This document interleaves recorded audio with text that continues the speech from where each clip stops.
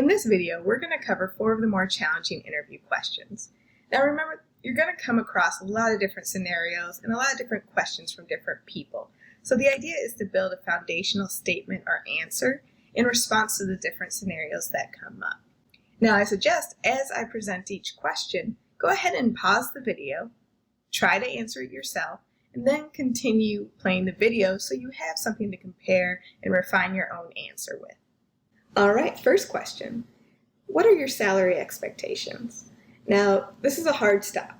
Be careful how you answer this question, if you answer at all, especially if you're in that initial round of speaking with the recruiter. The reason being is that you don't know the full extent of the responsibilities yet or the different projects that you might be involved with along with who you'll be working with. And that can very much dictate how much you should be paid for this role. And so the last thing you want to do is lowball yourself. So there's a couple of different ways that you can go about answering this question. One is simply saying, I'd be very interested to hear what do you have budgeted for this role and hear what they have to say in return. Alternatively, another way of answering this question is, I've done research on the salaries for this type of role. Since there are some details that I will only learn after talking to more people, I would prefer to hold off of revealing my minimum or maximum because my expectations may change depending on the responsibilities. Now, often at this point, the recruiter, especially in the first phase, it's part of their job to get as much information as they can. They may push for you to answer this question. And be mindful of what you say and make sure that you actually do your research on the role if you have time to, or in general, if you're looking for a specified type of role. Know what the industry standard is for your pay. And a good rule of thumb is say the standard that you think is acceptable and then add 5% onto it. At the end of the day, most companies are going to end up negotiating, and you want to make sure that you don't start low and have to go even lower. Number 2, why should we hire you?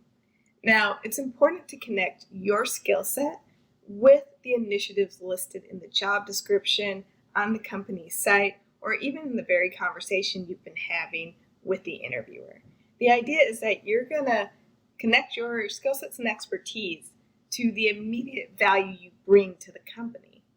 Question number 3, why do you want to join this company? Now, this is very much a test of, have you done your research about this company and understand that there's more to it than just getting a paycheck? So before you show up for this interview, whether it's virtual, in person, whether it's the first, second, or third round, make sure you do some preliminary research on the company itself. 1, understand who the leadership team is. 2, understand what their mission is. And 3, have some idea of what their product is. Because you're going to need at least that much information to answer this question. And finally, you need to tie in what the company is going to be able to provide to you in return. If they don't see a reason for you to stay with the company long term, you're going to be considered a flight risk. And finally, question number 4.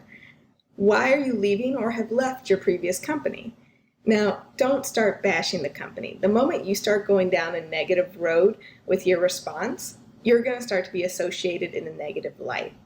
They just want to know you left the company amicably and that you're going to be able to move forward with their company with no major issues pending. So, with the assumption that you left voluntarily, here are 3 different responses that could be useful. 1, there was no opportunity at the previous company, so you needed to look elsewhere to further your career. 2, maybe they went through a business realignment, or a merger or an acquisition. Those are all perfectly good reasons that don't require much explanation for moving away from that company. And number 3, maybe you had personal or professional issues with the people that you worked with. It's not usually a good idea to go down that route with trying to explain those ins and outs because it can sound a little gossipy. You can just simply say, it really wasn't the right environment to foster my career, and usually that implies enough that you needed a change of scene. All right, that wraps up this video on common interview questions. If you found this content useful, please go ahead and like below and subscribe so you get updated on new videos as they come out. If you're looking for more resources immediately, head over to careerendeavors.org and you'll find a ton of free resources there as well.